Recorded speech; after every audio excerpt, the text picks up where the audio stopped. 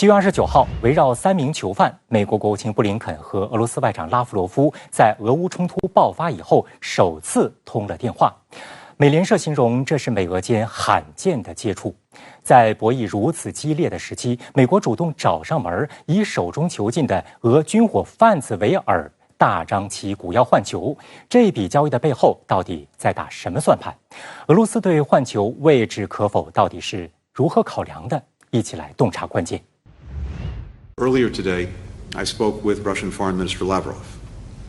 We had a frank and direct conversation. I pressed the Kremlin to accept the substantial proposal that we put forth on the release of Paul Whelan and Brittany Griner.美方想要交换的囚犯有2个，分别是 WNBA 球星布里特尼·格林纳与前海军陆战队成员保罗·惠兰。前者因为涉嫌携带毒品在过境俄罗斯时被俄罗斯警方逮捕，判刑10年；后者则涉嫌在俄罗斯境内从事间谍活动，获刑16年。美国政府长期以来都声称这2人被错误拘留。格林纳曾参加2016年的里约奥运会和2020年的东京奥运会，帮助美国队拿下金牌，在美国国内有着不小的影响。曾有美媒披露，格林纳被捕后给拜登写过信，他在信中称想念家人，并恳请拜登尽所能将自己带回家。他还在信中写道：2020年我第一次在总统选举中投了票，我把票投给了您，我相信您。获得自由后，我还能做出很多成就，您可以帮助我重获自由。他还敦促总统先生不要忘记他。So I can say that the president did read the letter. I was there when he read the letter. As you have heard us say before, he believes that any U.S. national that is held abroad or detained or held hostage abroad, we need to bring back safely, and we are going to use every tool that we possibly can to make that happen. Again, this is a priority. 据知情人士透露，美国各部门之间关于换囚一事已经进行过数月讨论，在布林肯和拜登本人的支持下，压倒了美国司法部的反对，通过了这项提议。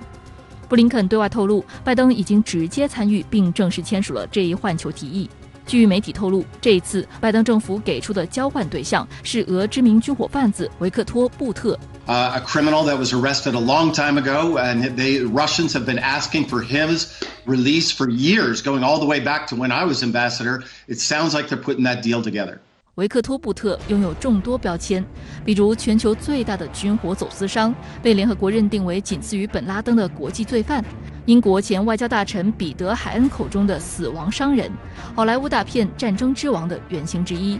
也有猜测称，曾在苏军多个部门供职的布特可能掌握着苏联解体后军控环节的一些秘密，对于他的审判可能会涉及苏军军火和情报方面的隐情。美国追究其贩卖军火的罪责，其实是想从他身上挖出交易背后的真相。不过他入狱多年，未曾向美国吐露相关讯息。曾参与今年4月美俄换囚工作的危机管理专家乔纳森·弗兰克斯表示，美国同意拿维克多·布特来交换，其实也是经过精打细算的。就以时间来看，美国打算换回的格林纳和惠兰在俄被判刑期都短于布特在美国未完的刑期。Mr. Boot has 5 to 6 more years on his sentence, and we would get significantly more off Paul Whelan's, and I imagine that Ms. Griner is going to be sentenced to a ridiculous prison term as well, so we'd get time off of hers and get the better end of that deal. 针对换囚一事，在7月29号布林肯和拉夫罗夫通话后，俄罗斯外交部发布了一份声明。声明表示，拉夫罗夫强烈建议布林肯用安静的外交模式恢复专业对话，来帮助美国在押人员被释放。其实此前一天，俄罗斯总统新闻秘书佩斯科夫就已经表示，俄美没有就换囚达成协议，谈判正在进行，但尚未取得具体结果。有分析认为，此次换囚的背后涉及到诸多机密和政治利益的交换，更是影响着拜登乃至民主党在未来一个阶段内的选情。如果成功，则可以大力渲染这一行动中的人道主义元素，博取选民的欢心。考虑到在这件事情上，美国更多的是有求于俄方，倘若换囚一事得以确定，不排除俄方会抬高价码。路透社从一名知情人士处得知，俄罗斯希望在囚犯交换方案中纳入俄罗斯公民瓦迪姆·克拉西科夫。2 2021年12月15号，德国法院判处克拉西科夫终身监禁。他被控于2019年在德国柏林杀害格鲁吉亚公民、北高加索恐怖团伙前头目之一格里姆汉·汉戈什维利。这个消息也被美国有线新闻电视网所证实。但因为克拉西科夫目前被关押在德国等原因，美方并未认真考虑俄方这个提案。实际上，今年4月27号，美国与俄罗斯就曾进行过一次交换囚犯的活动，由在俄罗斯关押2年多的前美国海军陆战队队员特雷弗里德同在美被判刑20年的俄罗斯飞行员康斯坦丁·亚罗申科进行交换。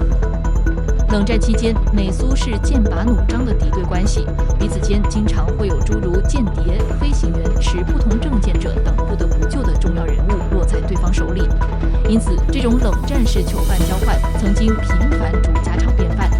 也有美国官员指出，这种最低层面的交易对双边关系没有影响，也绝不会影响美国因乌克兰危机而对俄采取的任何措施和态度，不意味着更广泛对话，甚至不意味着更广泛对话的开始。当地时间7月29号，美国国务卿布林肯和俄罗斯外长拉夫罗夫通了电话。那对于这通电话，布林肯表示说，通话是坦率直接。美国政府官员也说，两人通话时没有辩论，公事公办。而俄罗斯外交部则在一份声明当中表示，俄美关系迫切需要正常化。怎么来看对于这通电话，俄美双方各自不同的表态或者是评价呢？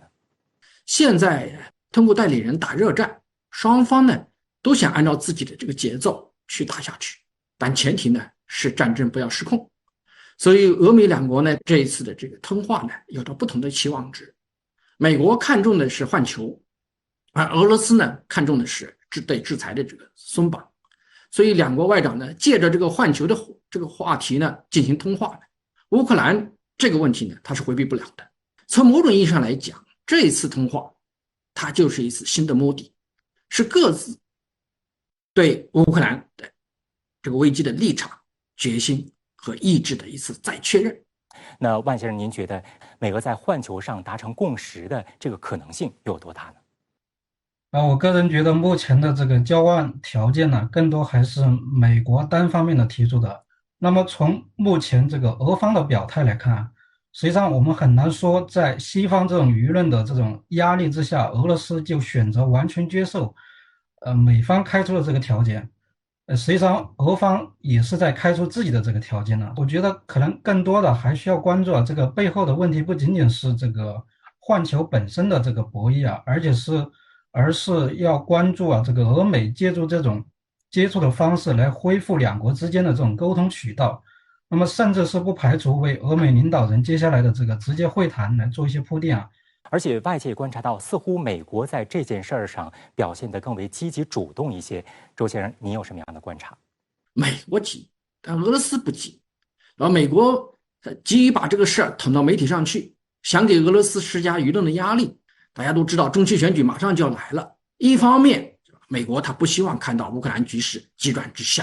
是吧？这个是对于拜登政府来讲无法承受的，所以要不断的卖武器给乌克兰续命。另一方面要把美国公民呢带回家，是美国外交的一次胜利，那么对争取呢你的选票是非常有好处的。所以从这个意义上讲，美国的压力要比俄罗斯大。我们再来看俄罗斯从美媒爆出这个换球的消息之后呢，一直到美俄外长通话来讨论这件事情，那俄罗斯方面呢都是比较低调的处理这件事，而且呢拉夫罗夫也表示说，希望布林肯国务卿能够以安静外交的方式来恢复专业的对话，不要散播那些猜测性的消息。那万先生怎么来解读拉夫罗夫的这一番表态？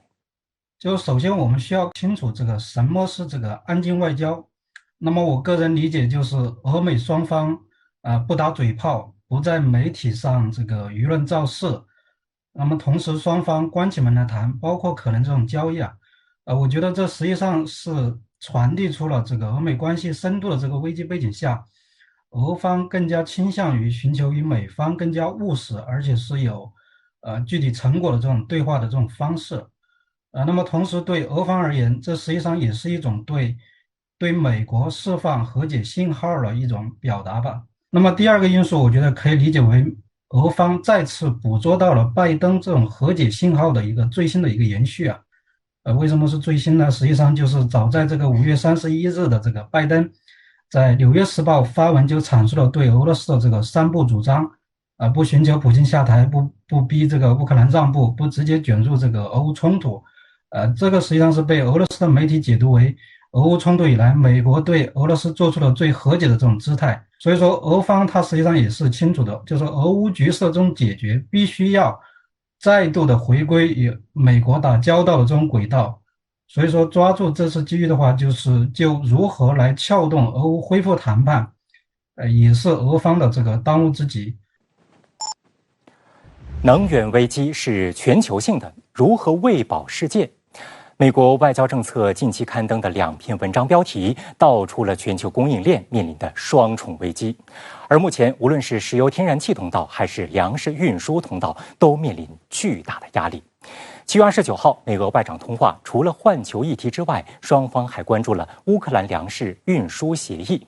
美国为什么选择这份协议作为乌克兰话题的切入点？美俄在全球粮食供应危机上各执一词，互相指责，究竟真相如何呢？一起来洞察关键。I also emphasize that the world expects Russia to fulfill its commitments under the deal it reached with Ukraine, Turkey, and the United Nations on grain shipments from Ukraine. 布林肯表示，俄罗斯要遵守乌克兰粮食出口协议，并警告俄方在乌克兰继续实施行动的危险后果。We're prepared to work with Ukraine and others to support any meaningful diplomatic efforts to end the war, to end the aggression. 对此，俄罗斯外交部在一份声明中称，美国和北约对乌克兰的支持延长了冲突。美国承诺给予俄罗斯农产品豁免，但没有落实。这表明西方国家利用粮食问题谋求地缘政治利益，俄方无法接受。这是因为西方对俄罗斯的经济制裁是全方位的，它不仅包括金融，还包括物流行业。美国和西方的主要国家拒绝挂俄罗斯国旗的船只停靠，拒绝载运俄罗斯货物的商船在西方的港口进行中转，这在俄罗斯与西方之间的制裁与反制裁，在很大程度上，在很长时间之内都将长期存在。西方部分解除农产品和化肥的这种制裁，只是为了一己之力，缓解内部的通胀压力。布林肯所说的乌克兰粮食出口协议，指的是在7月22号由土耳其、俄罗斯、乌克兰和联合国代表签署的乌克兰粮食安全运输倡议。这是自俄乌冲突以来，俄乌之间达成的首份重大协议，为经由黑海运输乌克兰粮食扫清了障碍。联合国秘书长古特雷斯对此称赞道：“黑海上出现了一座希望的灯塔。”尤为特殊的是，这份协议共2份，一份由俄罗斯、土耳其联合国签署，另一份由乌克兰、土耳其联合国缔结。这是由于俄乌双方目前互不信任、互相敌视的关系特地做的安排。在签字仪式上，俄乌2国国旗也刻意分开摆放，双方代表为避免坐在同一张桌子旁，俄罗斯国防部长绍伊古和乌克兰基础设施部部长库布拉科夫轮流与土耳其和联合国签署了这份协议。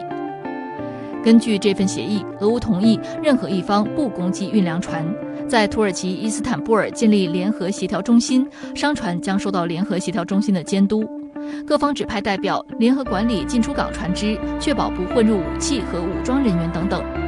乌方协议有效期为120天，但土耳其和联合国表示，只要战争持续，协议就将继续。根据协议，商船必须由土耳其、联合国、乌克兰和俄罗斯官员组成的联合小组进行检查后，再将货物运送到世界各地。返回乌克兰时，需要再次接受联合小组的检查，以确保商船未携带武器。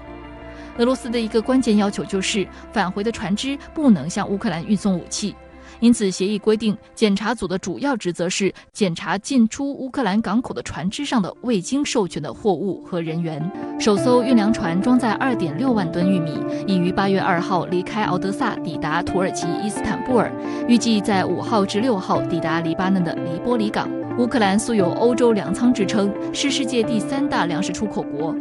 俄乌冲突前，乌克兰每月出口500万到600万吨谷物，其中90%以上通过黑海港口运输。而到了今年3月，乌克兰的谷物出口一度跌至20万吨，替代的铁路及河道运输等方式无法弥补海运停滞造成的出口损失。联合国粮农组织表示，全球共有 1.93 亿人口遭受饥饿之苦，俄乌冲突后更是雪上加霜。非洲约 40% 的小麦消费量由俄罗斯和乌克兰供应。俄乌冲突以来，非洲粮食短缺了3000万吨，整个非洲大陆的粮食价格上涨了约 40%。We're hungry because we have nothing to eat. We only eat these wild berries. We have no livestock. We have nothing. We depend on the trees where we collect wild berries. That's our food. 黑海运粮协议签署后，乌克兰总统泽连斯基表示，黑海航道投入使用后，乌克兰将可运出2000万吨粮食，价值100亿美元。进入8月份以后，俄乌新的粮食收割季即将到来，这将大大的缓和全球粮食供给的短缺问题。预计粮食问题有可能在今年下半年得以彻底解决。粮食并不短缺，短缺的是西方制裁造成的这样一种物流上的、安全上的压力。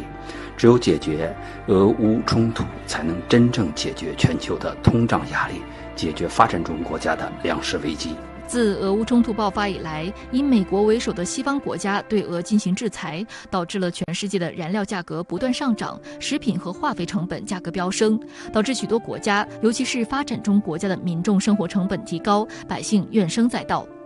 对此，乌克兰和西方国家指责俄罗斯对乌克兰港口的封锁造成粮食出口困难，同时给非洲造成粮食安全问题。而俄罗斯则指责乌克兰在黑海港口布设水雷，西方对俄罗斯出口制裁是造成这些问题的原因。Ukraine matter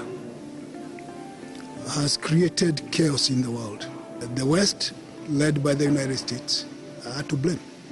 Food from Russia or Ukraine cannot be moved to the rest of the world. Explains part of the shortage right now. 实际上，有观察认为，在解决粮食供应危机上，俄罗斯早有举措。6月30号，俄罗斯军队就宣布撤离黑海蛇岛。俄国防部强调，这是俄方的善意举措，并借此向国际表明，俄罗斯联邦并没有阻挠联合国为建立人道主义走廊以将农产品运出乌克兰的努力。30 июня в качестве шага доброй воли вооруженные силы Российской Федерации завершили выполнение поставленных задач на острове Змеиный и вывели находившийся там гарнизон. 另一方面，美国一度想对俄化肥生产施加制裁。今年3月16号，美国农业部长汤姆·维尔萨克曾在联合国粮食及农业组织的线上活动中发出威胁，但是当时对俄罗斯化肥依赖最高的农业出口大国巴西坚决反对美国的提议。俄罗斯观点报则回击称，为打击俄罗斯，美国准备饿死全世界。不过，随着物价上涨，美国也开始扛不住了。据彭博社6月14号报道，根据知情人士透露，美国政府正悄悄鼓励农业和航运公司购买并运输更多俄罗斯化肥。此前，欧盟和美国在对俄贸易的限制中加入了豁免条款，允许进行化肥贸易。但有很多托运人、银行和保险公司由于担心会在无意中触犯对俄贸易限制，一直在远离这种贸易。美国官员对这种谨慎程度感到惊讶，他们想方设法推动进展。匿名消息人士透露，美国在6月早些时候派遣了1名代表参加在莫斯科举行的会谈，该会谈由联合国主导，主要讨论粮食供应问题。美国常驻联合国代表格林菲尔德也表示，美国准备向那些担心可能因俄乌冲突受到制裁的航运公司等发出鼓励信，鼓励他们从俄罗斯出口粮食和化肥。分析称，美方从悄悄鼓励购买、运输俄罗斯化肥到澄清制裁化肥的举动，凸显了华盛顿及其盟友面临的挑战，即在全球经济严重依赖俄罗斯天然气、化肥、谷物等供应的情况下，如何在向俄罗斯施压的同时，限制对全球经济的伤害。首先，从美国国内政治的角度看，美国对俄罗斯的农产品和化肥制裁，导致美国国内农业生产成本大幅飙升。美国是一个农产品生产大国和出口大国，但是美国对化肥又存在着严重的进口依赖。其次，如果不能稳定国际粮价，则有损于美国在全球的影响力。在7月29号的美俄外长通话当中呢，还谈及了俄罗斯、乌克兰、土耳其和联合国这4方先前达成的恢复黑海运粮协议。我们知道这次这个美俄外长主要是谈环球，但是也谈到了运粮协议，这是为什么，孙先生？我认为粮食问题啊和之前提到的这个换球问题，它有一个逻辑是一样的，就是这个问题相对于俄乌冲突的其他问题来说，它的政治敏感度不那么高，而且是符合各方利益的。一方面啊，这个问题从操作性层面来说是比较容易实现的，因此在这个时间点推动我觉得也有利于冲突各方为未来的关系缓和来营造更好的氛围。但是从另一个角度来看，粮食问题的解决与否和是否能够确保停战，它没有必然的因果关系，只是在当前这个阶段，包括美俄在内的各方已经开始思考如何止损，这也是重要的一步。有观察就注意到呢，从北约表态不希望乌克兰申请加入北约，到宣布暂不打算派兵驻芬兰和瑞典，那么在对俄态度上，北约似乎是做出了一定程度的让步，而俄罗斯方面呢，也以前段时间撤军蛇岛释放出了一定的善意，并且呢表明不会阻挡这个乌克兰出口粮食，而且呢，俄罗斯方面也与相关各方签订了这个运粮协议。那自从6月下旬以来，西方和俄罗斯之间是否有意的向对方做出一定的让步，有意的在缓解关系呢？根据我自己的这个观察，我觉得最近1个月来，就是俄美在这个寻求缓和关系方面啊，确实是有一些动作的，而且是正在寻找这种有利的这种时机吧。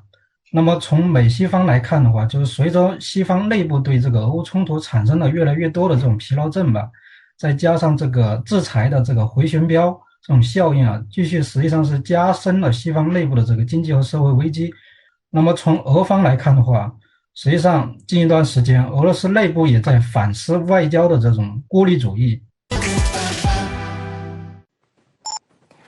今年是俄罗斯海军成立326周年。7月31号，普京乘坐快艇在喀朗施塔德绕参加阅兵的军舰行驶，向海军官兵致意并表示祝贺。随后前往圣彼得堡出席海军节主阅兵式。普京在致辞当中表示，俄罗斯将尽一切努力保护海上边界，俄海军已经准备好对任何侵犯俄联邦主权和自由的行为做出闪电般回击。在阅兵式开始前，普京签署法令，批准了俄罗斯联邦海洋学说和俄罗斯海军舰艇条令，并在讲话当中强调，新批准的俄罗斯海洋学说指明了俄国家利益的边界和区域，俄罗斯将坚定捍卫国家利益和安全。俄海军的新指导方针传递出俄罗斯怎样的一番雄心。美俄展开外交竞赛，从非洲到中东，两大国如何各显神通，相互角力？美国在国际社会带头孤立俄罗斯，又为何说收效甚微呢？一起来看短片。在海军日当天的讲话中，普京并没有提起乌克兰，但宣称俄罗斯海军将在未来几个月内接收锆石高超音速导弹。至于具体部署地区，取决于俄罗斯的利益。普京指出，戈尔什科夫海军元帅号护卫舰将是第一艘携带这些强大武器执行战斗任务的舰艇。锆石能够以闪电般的速度回应那些所有决定侵犯俄罗斯主权和自由的行为。值得注意的是，普京这一番演讲正是在签署了一份长达55页的新海军条令之后。该条令明确将美国视为俄罗斯的主要竞争对手，表明了俄罗斯在北极和黑海等关键地区的海上目标，并列出了俄罗斯海军的长远战略目标，尤其是成为世界海上强国的雄心壮志。与往年一样，今年的海军节阅兵分别在圣彼得堡市涅瓦河以及喀朗施塔德波罗的海舰队基地举行，但规模有所缩减，也没有来自国外的军舰参加。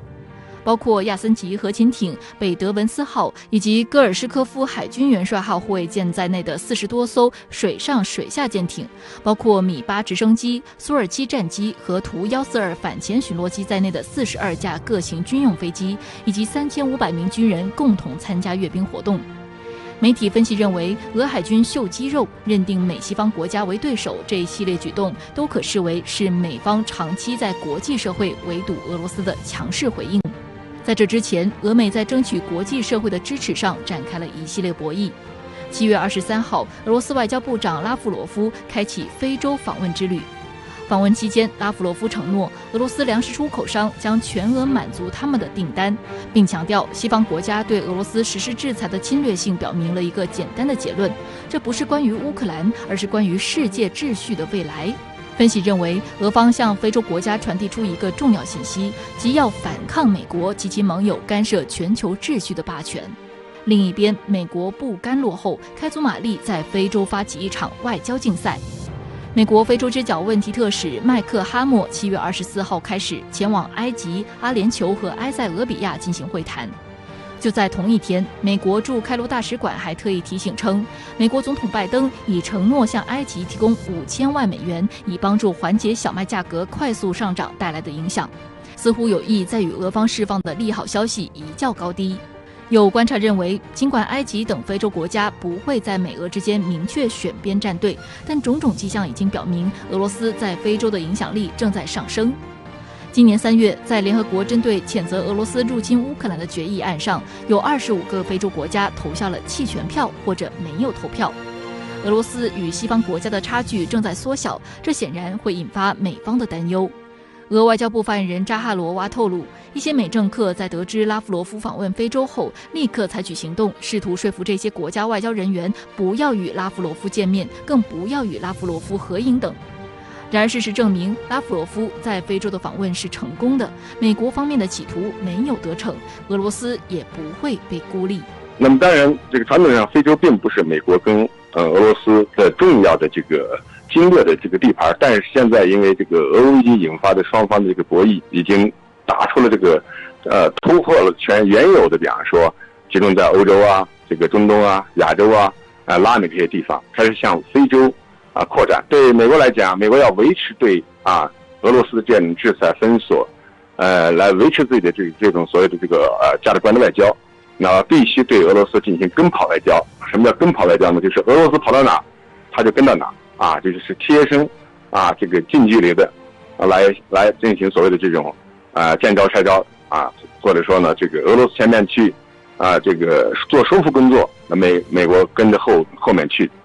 去做一些这个小动作，做一些这种消解的破坏性的工作。总而言之，还是为了抵消俄罗斯在非洲的影响。7月中旬，美俄元首先后造访中东，拉开了双方这一轮外交博弈的序幕。二人隔空 PK 也收获了迥然不同的评价。拜登访问中东第一站是美国在该地区最坚定的盟友以色列。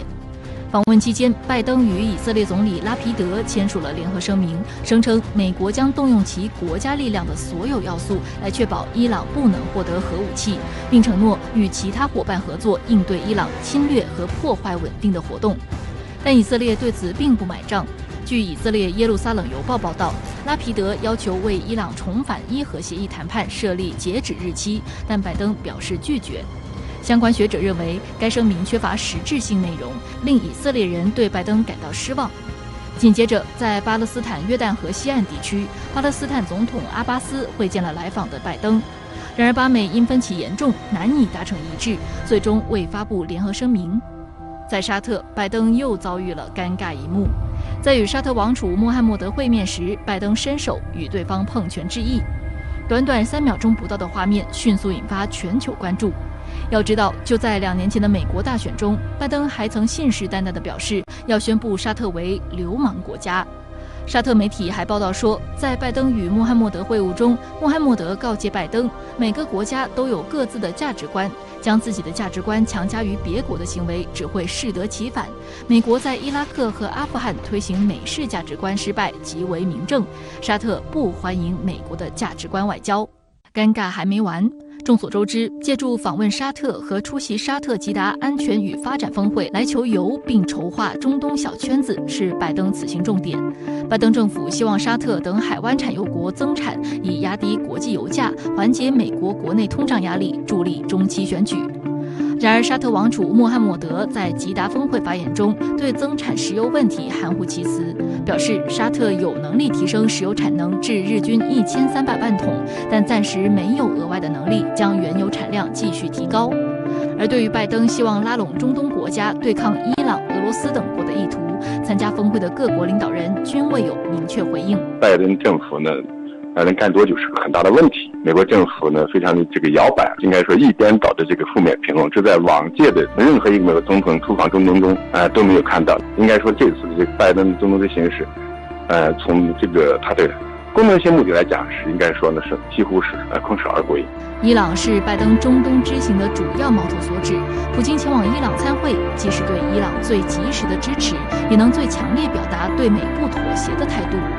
7月19号，普京以参加阿斯塔纳进程国家首脑峰会为由，现身伊朗首都德黑兰，与伊朗最高领袖哈梅内伊、伊朗总统莱西及土耳其总统埃尔多安会面。在这个拜登访问之后，这个俄罗斯总统普京接踵而至，这个事呢有点戏剧性啊，好像是这个俄罗斯总统普京呢摆出一个不怕这个美国在中东这个同他竞争这样的感觉。当然我觉得整个中东来讲，大盘子方面美国还是比较强的。阿斯塔纳进程是叙利亚这个战争的后半程，由俄罗斯和伊朗土耳其主导的一个决定叙利亚战争由战转和的一个进程。那么这个进程基本上就是把美国的盟友排斥在外，也体现了俄罗斯在中东的这样局部的这样的一个话语权。普京此行宣布，俄罗斯将对伊朗展开史上最大规模的投资。俄天然气工业股份公司与伊朗国家石油公司签署备忘录，俄将对伊朗石油业投资400亿美元，用于开发多个油田，并帮助建设液化天然气项目和出口管道等。这将极大提升伊朗的石油业技术水平，促进俄伊在全球天然气市场上对抗西方国家的定价权。此外，俄伊还讨论了在双边贸易中放弃美元结算的问题，这也有助于进一步超越美元霸权，提升对美反制能力。随后，土耳其总统埃尔多安与普京举行了双边会谈，这是两人自2021年9月索契会谈以来的首次会晤。尽管西方媒体并未看好此次土俄元首会谈，但从结果来看，本次会谈成果务实而有效。不过，在看似平和的外表下，俄土关系依然暗流涌动。据多家外媒报道，埃尔多安有意在会谈前让普京多等了近1分钟，其目的是对普京2年前让埃尔多安在会谈前多等2分钟的报复。分析指，埃尔多安这一不合外交常理的举动释放出来的信号非常微妙。此举与其说是对普京的报复，不如说是做给美西方国家看，其根本目的是既逼迫西方国家抓紧兑现此前在北约马德里峰会对土耳其的重要承诺与让步，同时又使得土耳其与俄罗斯的关系能够保持一定距离。而这种土俄间似近似远的距离，显然将使土耳其实现利益最大化，普京也在无形中成为了埃尔多安与美西方战略博弈的一枚关键棋子。据说2年前这个普京让这个埃尔多安等了2分钟，还是现在呢埃尔多安呢又让普京等1分钟，是有意的还是某些这样安排，这个很难说，因为这2个人都习惯用这种方式来给对手一个下马威这一点呢双方都非常娴熟。但是不管怎么说双方在中东是合作大于竞争，这一点无论从在叙利亚问题上，还是在这个乌克兰这个危机处理上，我觉得这个都不会影响这个两国的这个总体关系走向。现在有评论就说是美俄双方又在这个非洲展开了第2轮的 PK。那各位有什么样的观察？而且呢，我们知道这个非洲国家一直是奉行不结盟的政策，在对美关系上也并不亲密，特别是在特朗普执政时期，他也释放了一些对非洲非常侮辱性的言论，导致关系紧张。现在美国这个非洲特使访问非洲，是释放了什么样的信号？美国认为中国和俄罗斯在非洲的影响力越来越大，所以他也面临一种紧迫感，认为必须将中俄的影响力从非洲大陆挤出去。那么在国际社会上争取更多帮助美国赢得大国竞争的非洲伙伴。这次美国特使访问非洲，在我看来它是能起到一箭双雕的作用。近期的目的是要拉拢非洲国家在乌克兰问题上站队，对冲俄罗斯的影响力，是吧？最大化的这个压缩俄罗斯在非洲的活动空间。所以这一次的访问呢，意识形态色彩呢是非常浓厚的。从远期的目标来看呢，就是要对冲中国一带一路的倡议在非洲的影响力。这个做法呢，与美国对俄罗斯和中国的定位它是也契合的。那就是说，俄罗斯是现实威胁，中国是系统性的长期挑战。非洲这一次呢，受新冠疫情和俄乌战争的影响，出现严重的这个粮荒、粮价暴涨，所以俄罗斯外长拉夫罗夫去访问非洲，他需要向非洲人民做出解释。也不是俄罗斯导致了粮价的上涨，最后后手呢，那是美国西方国家对俄罗斯的制裁，是吧？破坏了这个粮食的生产链和供应链。所以俄罗斯前脚走了，是吧？美国后脚就来，显然他来干什么呢？他既是来消毒的，他同时也来是剥夺的，是吧？美国不会放弃任何机会对俄罗斯进行妖魔化和毒化俄罗斯与非洲的关系。拜登对中东的访问是否大打折扣了？会否把这些中东国家进一步的推向俄罗斯呢？因为拜登主义之下的美国外交政策调整，其中一个重要的元素就是价值观外交。但是这套东西吧，中东多数国家它并不买账。一方面，中东国家外交向来较为务实，所以他对于美国所倡导的这种西方民主人权并没有什么好感。因此，从务实的层面看，拜登主打的价值观牌对中东吸引力很低。中东看到的呢是美国的战略重心已经从中东转移。拜登执政后这么久才访问中东，就是一个非常好的例子。那么在这种情况之下，中东地区自然更愿意与更重视他们的俄罗斯打交道，至少是不愿意放弃俄罗斯。拜登这一次去访问沙特，对吧？他实际上是想复制上个世纪80年代的故事。那个时候呢，时任副总统老布什1986年亲自前往沙特，说服他们要增加石油产量，打压石油价格。但是当时的大背景是什么？苏联入侵阿富汗，触犯了伊斯兰世界的这个利益，所以沙特和俄罗斯它是站在了对立面的。于是呢，沙特国王他选择与美国一起去干，将石油价格从当时的36美元啪打到了这个11美元。对于苏联当时的解体，它是起到了一个催化剂的作用的。但现在这次总体形势不同了，沙特他这次没有答应美国的要求。当然沙特也非常清楚，在过去10年，是吧？美国的页岩气产量大幅度增加，美国对中东的依赖度在减弱，所以沙特受到了很大的冷落。而且最近我们看到了美国国会关于这个苏威版的气候变化法案正在寻求突破，如果这个法案一旦通过，美国的新能源开发的步伐就会加快，这个趋势恐怕是不可逆转的。所以今后美沙关系至少它是走近，俄罗斯与伊朗走近呢，而伊朗呢与沙特又是死对头，一个是什叶派，一个是逊尼派，这是千年之结呀。所以沙特很难投入到俄罗斯的怀抱。另一方面呢，石油价格以美元结算，沙特这些呢石油美元又要转到美国去投资，所以在相当长的时间内，美国在中东的实现还是要通过沙特来实现的。有观察就认为随着美俄关系进入到混合战的尖锐对立形势，俄罗斯正在加速东向和南向国家的战略政策，尤其是强化俄伊土这3个国家的关系。那俄伊土有哪些共同的目标？他们各自有着怎样的盘算呢？实际上我觉得俄伊土3方的共同目标主要不是军事上结盟，而是政治上的形成一种联合吧。那么显然我觉得3国都希望借助3方模式来解决自己面临的这个当前困境吧。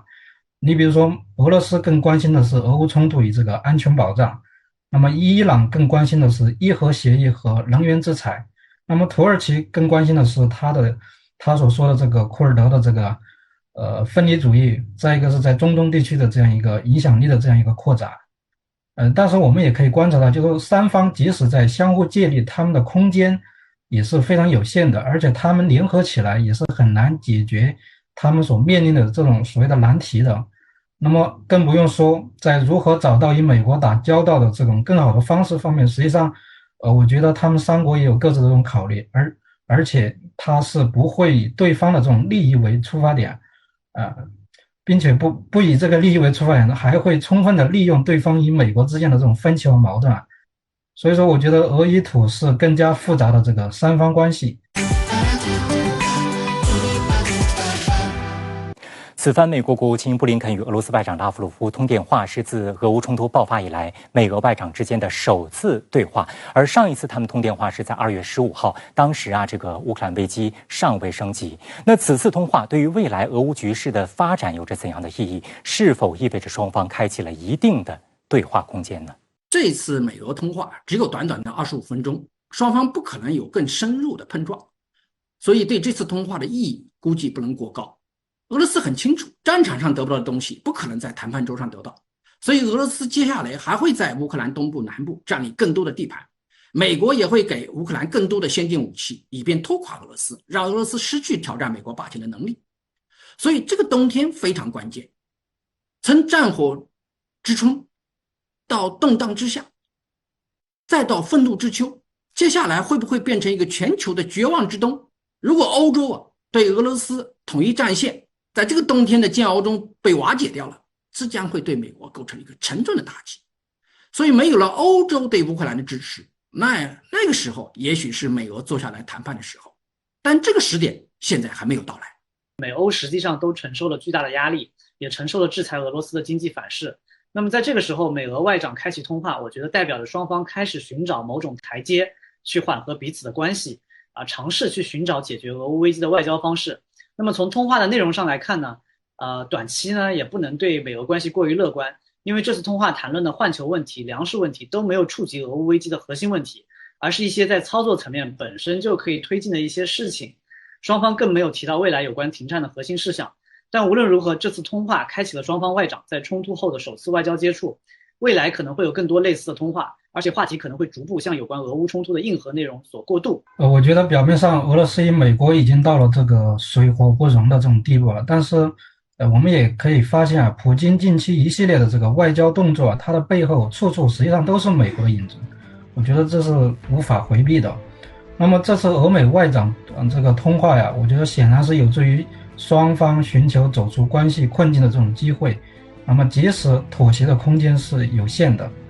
如果是这样的话，我觉得俄美关系似乎开启了一个就是危机已解冻的这种新轮回。能否最终走出这种怪圈的话，我觉得暂时难以看到希望。